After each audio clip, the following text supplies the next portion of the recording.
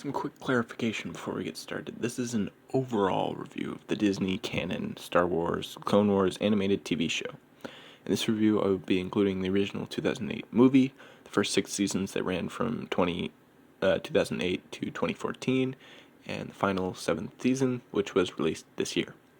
I will not be including any Legends material or any of the canon media which occurs at the same time or simultaneously related tangentially, whatever. Just those 8 pieces of media. In the future, perhaps I will look at the individual seasons with more scrutiny. But for this review, I am just looking at the whole series as a whole. When this show started, I was 7 years old. I was literally the exact target demographic for the show, and I loved it. Me and my brothers would watch the movie and the first 2 seasons pretty much thoroughly. Unfortunately, sometime around the end of the second season, we just happened to lose interest. I can't remember any specific reason for this. It just kind of happened. We still own a physical copy of the movie, and in retrospect, I'm actually kind of extremely surprised we stopped watching the show as kids. Anyway, I hadn't followed it for a while, but when I heard they were making a final season, I thought, I should probably rewatch the whole thing, as I have access to Disney+. I would do this with my youngest brother and I starting together late last year, kind of. If you listen to our podcast, I believe there's an episode that references this. I don't remember which one it is. Anyway, we would finally finish just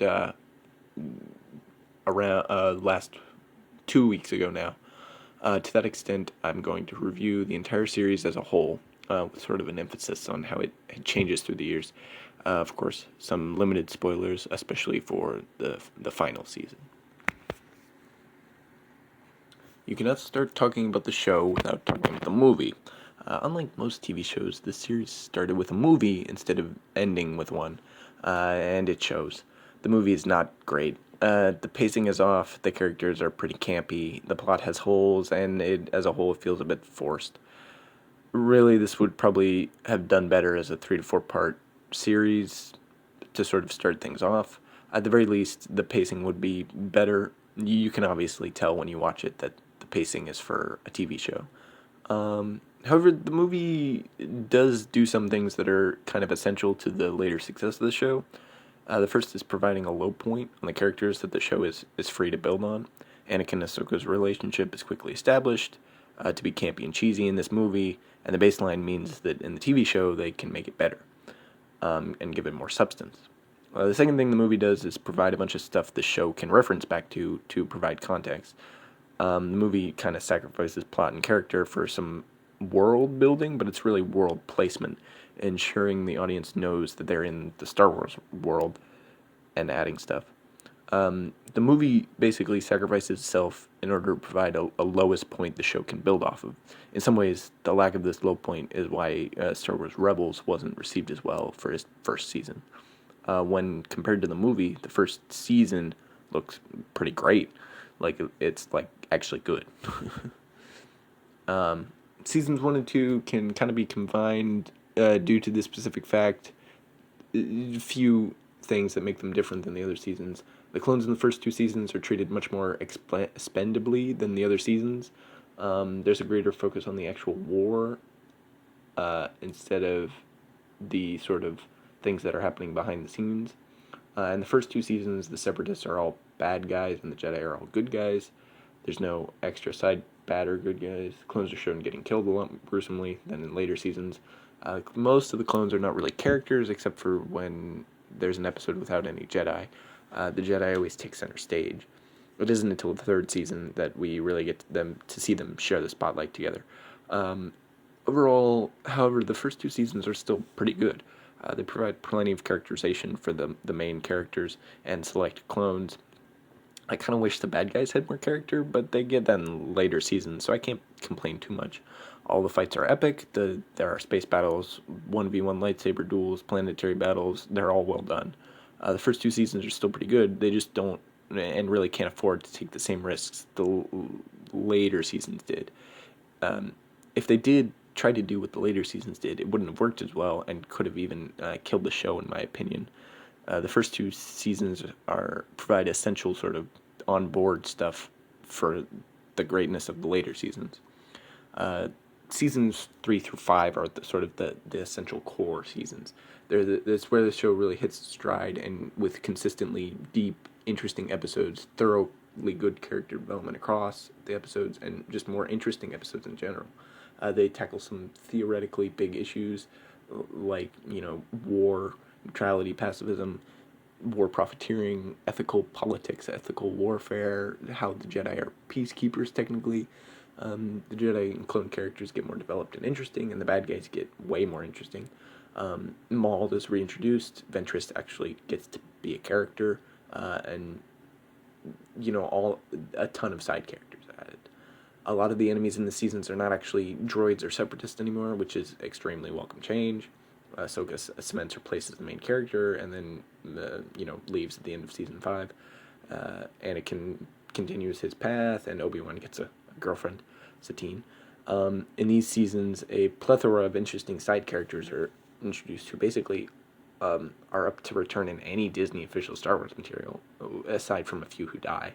This is one of the things the show excels at, the interesting side characters and world building.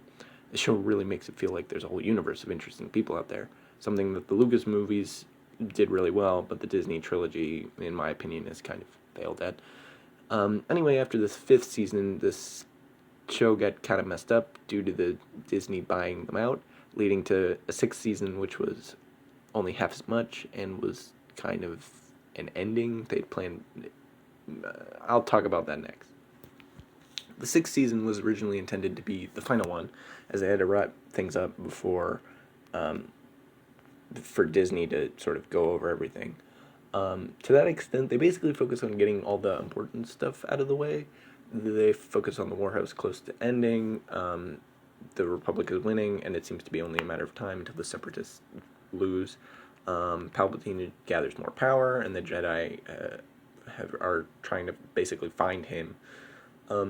As an ending, the season actually works quite well, given the circumstances. It's sad that the show was canceled, but the 6th season is actually a semi-satisfying final season. It's good, and the final Yoda arc is a good ending for... It's just an ending. It's not like the 7th season. However, like for season 7, they did very clearly leave room for potentially more if they got the opportunity in the future to finish it differently, which they did end up doing. Season 7 is great. The animation is more polished. Everything else is just as good, if not better, as before. And while people hate the 4-part arc in the middle, it would be pretty good in any other season. It's just the fact that that's basically a month of time that people had to wait for each episode, and then when it's one of those episodes, it's not as good. The first 8 episodes tie up some loose arcs that they wanted to finish really well, and then the finale starts. The Siege of Mandalore arc is basically a movie at the end. It occurs simultaneously as Revenge of the Sith, and it follows the characters that you don't see in Revenge of the Sith. It also kind of retroactively sets up Rebels, which I'm in the process of watching. Please don't give spoilers. And it basically ties up Ahsoka's character in the way the 6th season didn't, because she's not even in the 6th season. The Order 66 scenes are very emotional, partly because they didn't focus on anyone else. They didn't do the go to other people scene thing they did in Revenge of the Sith. The addition of sound clips from episode 3 was amazing, and all of the following scenes are very emotionally charged. The ending is probably one of the best endings in media, as it's not really an ending, it's more of a conclusion. In contrast, season 6 was clearly sort of an ending. The movies were after it with, there's nothing in between. You're just supposed to be like, alright, it's done. In contrast, the ending of season 7 is the ending of the show, not the characters. Anyone who lives and they is free to come back in whatever Star Wars media they get put in. I couldn't have asked for a better ending for the series. It's amazing. Best. One of the best shows ever. In conclusion, Star Wars The Clone Wars is a very good show. While it starts clearly aimed at children, adult Star Wars fans won't really be harmed by watching this. It won't hurt to watch. not like the prequels hurt some people apparently.